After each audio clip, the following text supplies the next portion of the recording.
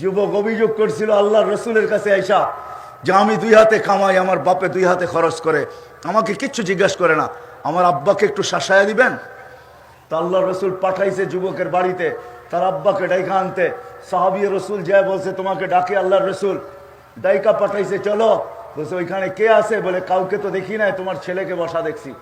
তো বাবা মনে মনে কবিতা পড়তে পড়তে আইতেছিলেন, বাবার মনে গাইথা গেছে, গায়া ফেলছে যে আমার ছেলে কোনো অভিযোগ করছে, নাইলে এই অবেলা ডাকবে তো ডাকবে কেন। তো মনে মনে কবিতা পড়তেছিলেন, ঠোঁটো হেলতে ছিল না, জিহ্ব নড়তে ছিল না, লম্বা কবিতা। জিবরিল আলাইহিস সালাম আগেই শুনায়া দিয়েছেন আসতেছে, কিন্তু মনে মনে কবিতা পড়তে পড়তে সালাম দেওয়ার পরে জবাব দিয়া কবিতাগুলো আগে শুনে নিবেন, কথা যা বলার তা পরে বলবেন। যখন এসে সালাম দিছে আল্লাহ রসুল জবাব দিয়া বলছে কবিতা শোনাও। বলছি ইয়া রাসূল আল্লাহ, আপনাকে কে বললো? আল্লাহ রসুল বললেন নাব্বানিয়াল আলিমুল খাবীর, আল্লাহ জানায়া দিছে বল কবিতা। তো এক একটা ছন্দ পড়তেছিল, আল্লাহর রসুলের চোখের পানিতে বুক ভাসতেছিল। তর্জমা করতে গেলে লম্বা সময় চলে যাবে, দুই একটা না শুনাইলেই নয়।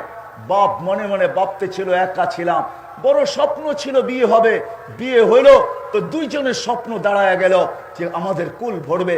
যেই দিন আমাদের কুল ভরা গেল, দুইজনে নিজের জীবনের বাঁচা ছেড়া দিলাম। তোর জন্য বাঁচতেছিলাম, তোর জন্যই বেঁচা ছিলাম। তো মানুষই তো আছে বাপকে কবর দিয়ে আসছে বটে, কিন্তু আজ বৎসর না, 2 বৎসর না, 2, 4, 5 বৎসর হয়ে গেছে। এখানে লোক আছে যে আজ পর্যন্ত বাপের কবরের সামনে মাথার কাছে একবারও দাঁড়ানোর সুযোগ হয় নাই। বুঝছে? হ্যাঁ না, এরকম লোক না নাই। সবচেয়ে নিকটতম সম্পর্ক তো মা বাবার, এর চেয়ে কোনো নিকটতম সম্পর্ক নাই দুনিয়াতে। আপনার স্ত্রী স্বামী বলবেন এটা এত নিকটতম সম্পর্ক না, বাপ বেটা বলবেন এটা এত বড় নিকটতম সম্পর্ক না, যতটুকু নিকটতম সম্পর্ক হলো মা বাবার সন্তানের সাথে। এইখানে আছে কয়জন হাত উঠাইতে পারবে আমি জানি না। ইমাম সাহেব যদি রব্বির হামহুমা কামা রব্বায়ানি পড়ে তো সাথে সাথে আমরা পড়ি, নাহলে সদ ইচ্ছায় 5 ওয়াক্ত নামাজের পরে মা বাবার জন্য এই দোয়া এই মজলিসে কয়জন পড়ি আমরা? হাত উঠাইতে পারবেন 2-4 জন? অল্পই হবে, ওই যে একজন আর ওইদিকে একজন, ওই হবে হাতের করে গণা 2, 4, 10 জন 20 জন হবে, বাকি মজমা তো 20 জন না।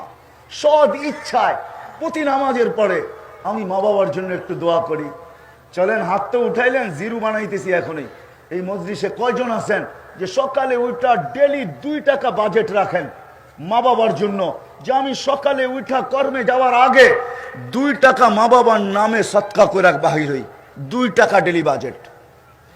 কয়জন হাত উঠাতে পারবেন যে 2 টাকা বাজেট রাখি, যে মা বাবার জন্য ডেলি 2 টাকা দিই? বেশি না, 2 টাকা। কত? আমি 5 টাকা বললাম না, 2 টাকা। একজনও তো হাত উঠাতে পারলেন না। এইবার ভাবেন আপনি আর আমি যদি না দেই, তো যেদিন আমাদের জীবনের খেলা শেষ হবে, আমার পরে যারা থাকবে ওরা দিবে তো দিবে কই থেকে? ওরাও তো এরকমই করবে, ঠিক না? হ্যাঁ, সবচেয়ে নিকট সম্পর্ক হয় ওই দিকে গেলে হারায় যাবে। যুবক অভিযোগ করছিল আল্লাহ রসুলের কাছে আইসা যে আমি 2 হাতে কামাই, আমার বাপে 2 হাতে খরচ করে, আমাকে কিচ্ছু জিজ্ঞাসা করে না, আমার আব্বাকে একটু শাসায়া দিবেন। তা আল্লাহ রসুল পাঠাইছে যুবকের বাড়িতে তার আব্বাকে ডাইকা আনতে। সাহাবী রসুল যায় বলছে তোমাকে ডাকে আল্লাহ রসুল, ডাইকা পাঠাইছে চলো। বলছে ওইখানে কে আছে? বলে কাউকে তো দেখি নাই, তোমার ছেলেকে বসা দেখছি।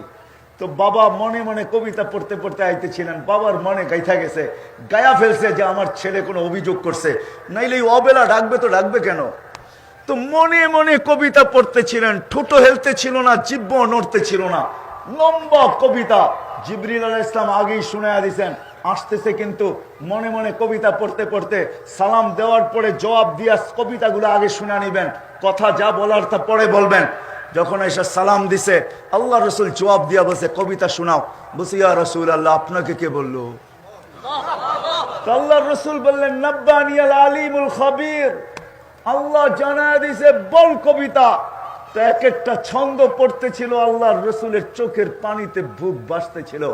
তর্জমা করতে গেলে লম্বা সময় চলে যাবে, দুই একটা না শুনাইলেই নয়।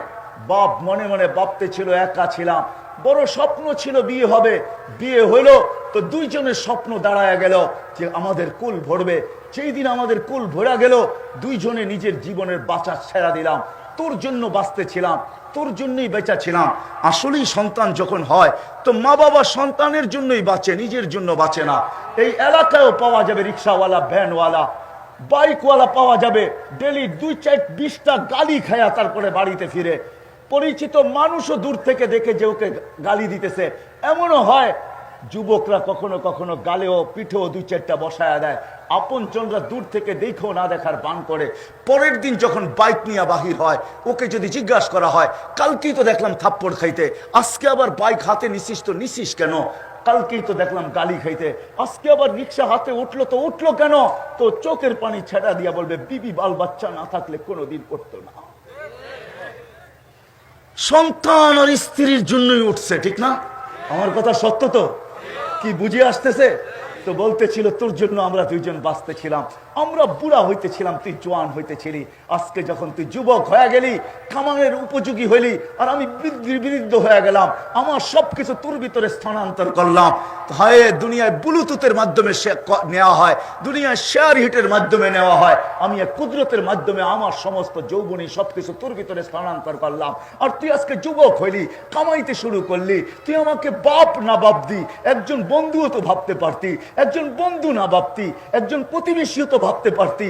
প্রতিবেশীরও তো একটা অধিকার আছে। তুই আল্লাহ রসুলের বিরুদ্ধে আমার কাছে অভিযোগ করলি। হয় হয় চোখে আল্লাহ রসুলের বুক বাইসা চাদর ভিজা গেছে। বাপকে তো দেখেন নাই, একটা খালি জায়গা তো দিলের ভিতরে রয়েই গেছে মৃত্যু পর্যন্ত। কেননা জন্মের পর দুনিয়াতে মার পেটে আসতে দেরি, বাপের বিচ্ছেদ করতে দেরি হয় নাই। আল্লাহ রসুল তো বাপকে দেখেন নাই, বিজয় বিরাট বড় একটা শূন্যতা মৃত্যু পর্যন্ত রয়েই গেছে, বাপের শূন্যতা। এই জন্য যখন বাপ অভিযোগের কবিতা শুনাইতেছিলেন, তখন নিজের কান্না ধরে রাখতে পারেন নাই।